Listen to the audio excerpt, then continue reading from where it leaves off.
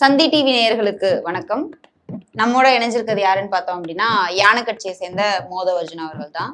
இன்னைக்கு நம்ம என்னென்ன கேள்விலாம் கேட்க போறோம்ன்றத நீங்களே நேரடியா பார்க்க போறீங்க. வாங்க பேசலாம்.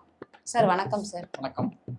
சார் கேள்விகள் ஆரம்பிக்கலாமா? கேளுங்க. என்ன கேள்வி வேணாலும் கேளுங்க. என்ன கேள்வி வேணாலும் கேட்கலாம். என்ன கேள்வி வேணாலும் கேளுங்க. சரி, 2026 தேர்தல் வரப்போகுது. இப்போ வரைக்கும் என்ன பண்ணிருக்கீங்க, என்ன கழிச்சிருக்கீங்க? நாங்க எல்லாமே பண்ணிட்டு இருக்கோம். இப்போ 2026 நோக்கி இந்த தலைவரோட பயணம் மிக சிறப்பா போய்கிட்டு இருக்கு.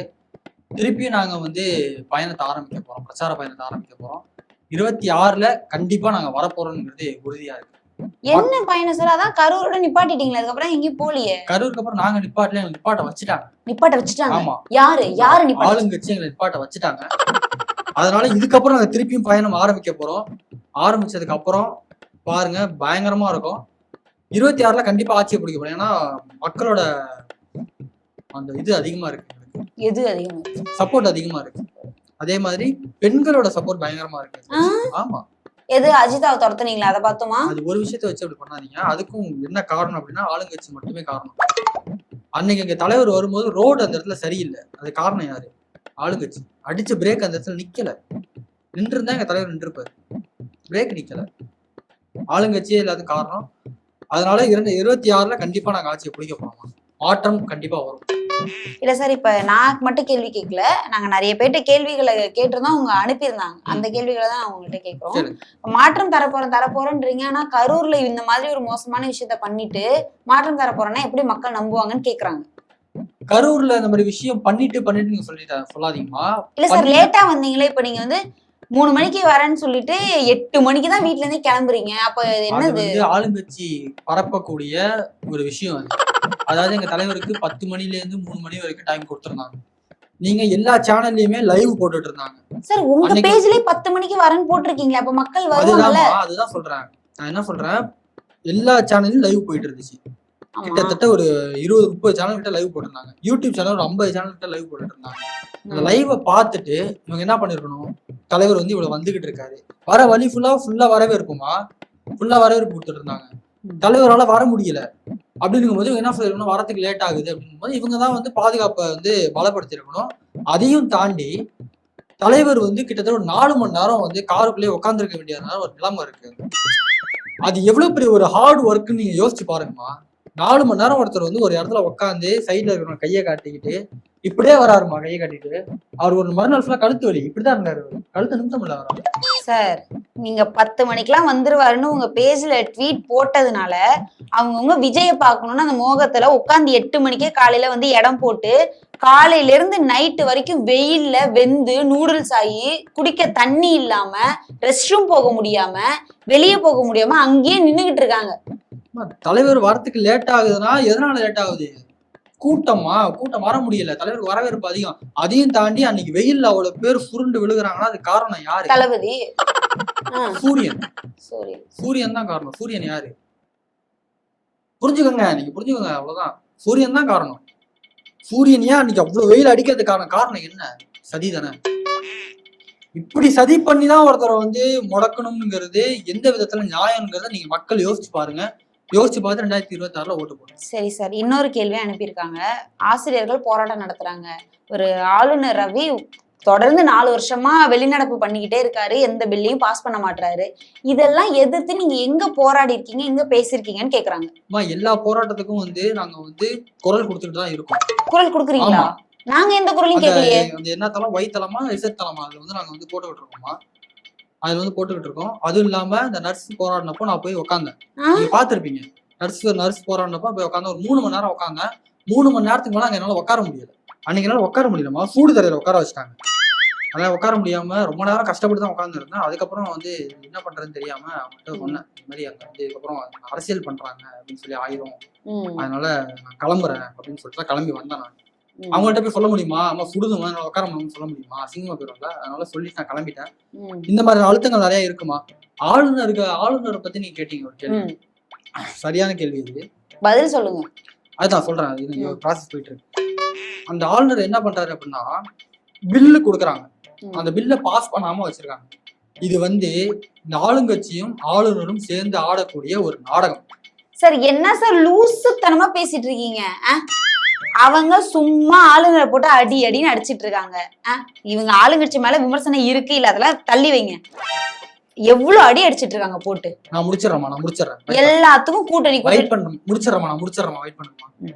அதாவது ஆளுநரும் இவங்களும் ஒரு கிட்டத்தட்ட ஒரு 4 வருஷமா இந்த நாடகத்தை நடத்திட்டு இருக்காங்க. இவர் 4 வருஷமா சட்டமன்றத்துக்குள்ள வருவாராம், தேசிய கீதம் பாடணும்னு சொல்லிட்டு ஒரு கோச்சிட்டு போவாராம், இவங்க எழுதி கொடுத்ததை பேசணும்னு கோச்சிட்டு போவாராம். என்ன நாடகம் நடத்துறீங்களா? என்ன நாடகம் இது?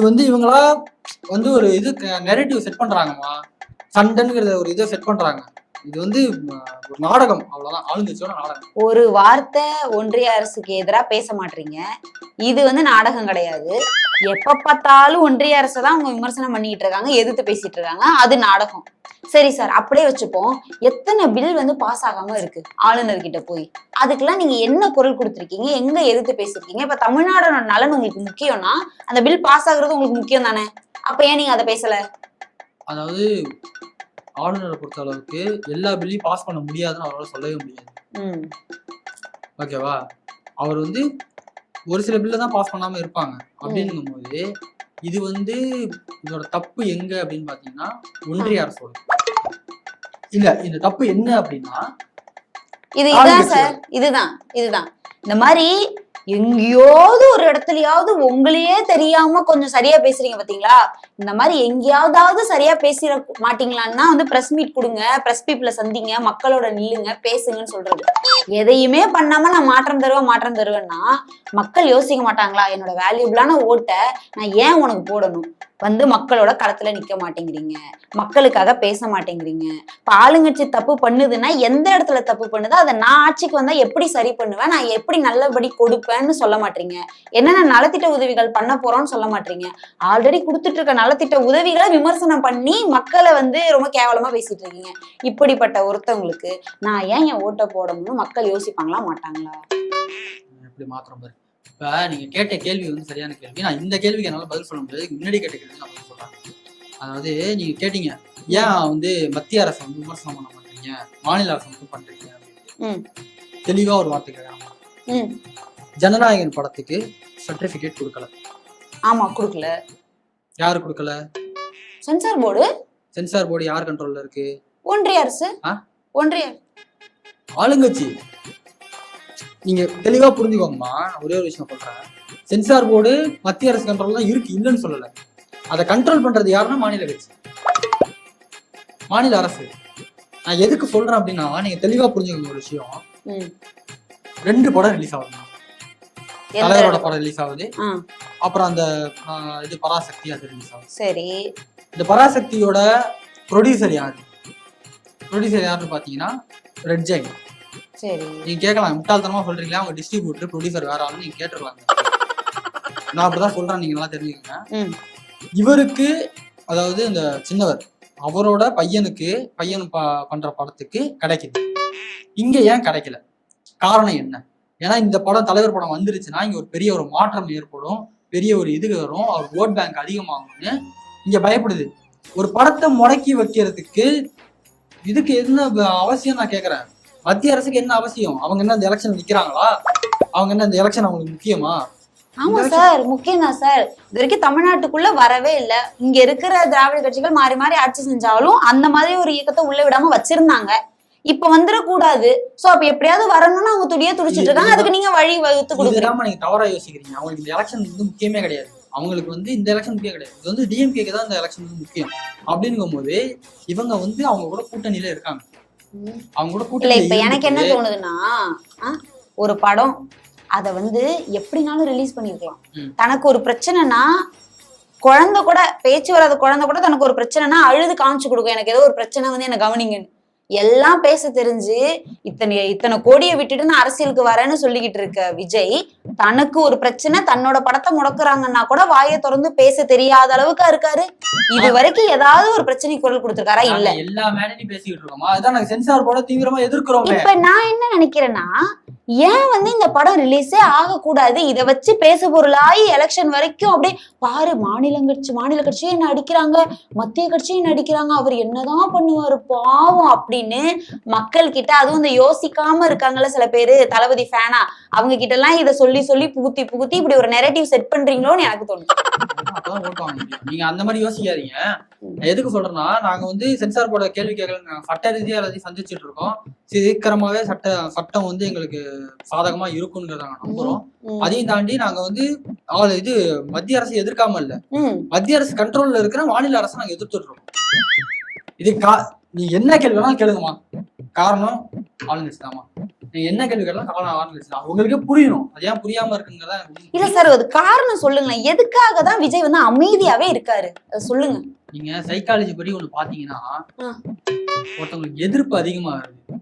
அதாவது இப்ப உங்களை பார்த்து நான் பயப்படுறேன் அப்படின்னா தான் நான் இங்க வந்து கத்திக்கிட்டே இருப்பேன், ஏதாவது உங்களை டிஸ்டர்ப் பண்ணிக்கிட்டே இருப்பேன். ஏன்னா உங்க மேல எனக்கு ஒரு பயம் இருக்கும். பயமே இல்லாத ஒரு ஆள் அமைதியா தான் இருப்பாரு.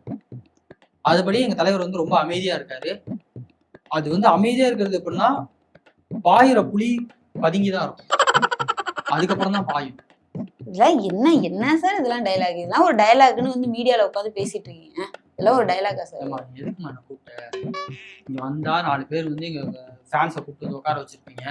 வந்தா தலைவர் என்ன பண்றாரு, சாப்பிட்டாரா, தூங்குறாரா, மூக்கு சிந்துறாரா அப்படின்னு கேட்பாங்க. அதுக்கு ஏதாவது பதில் சொல்லிட்டு போலாம். வந்தா நீ என்ன இறக்க முடக்க எல்லாம் கூப்பிட்டு உட்கார வச்சுட்டு சொல்லிக்கிற அளவுக்கு எதுவும் பண்ணலன்னு தெரியுது. அப்ப இவ்வளவு பெரிய சேனல் கூப்பிடுறாங்க, 4 பேர் கேள்வி கேட்பாங்கன்னா நீங்களே வரலன்னு சொல்லிடணும். வந்து உட்காந்துட்டு கேட்கிற கேள்விக்கெல்லாம் சம்மந்தம் இல்லாம, இதுல வேற பாருங்க 4 பேர் கமெண்ட்ஸ்ல வாவ் சூப்பர் ஆதவர்ஜுனும் ஃபயரா பேசுறாரு, ஆமா இது ஆளுங்கட்சி சரிதான்னு ஒரு 4 பேர் கமெண்ட் பண்ணிட்டு இருக்காங்க. அது போதும் எங்களுக்கு, அது போதும், முடிச்சிடுவோம். சரி சார், அடுத்த இன்டர்வியூல பார்க்கலாம். நன்றி. சேனல் பக்கம் வந்தா என்னன்னு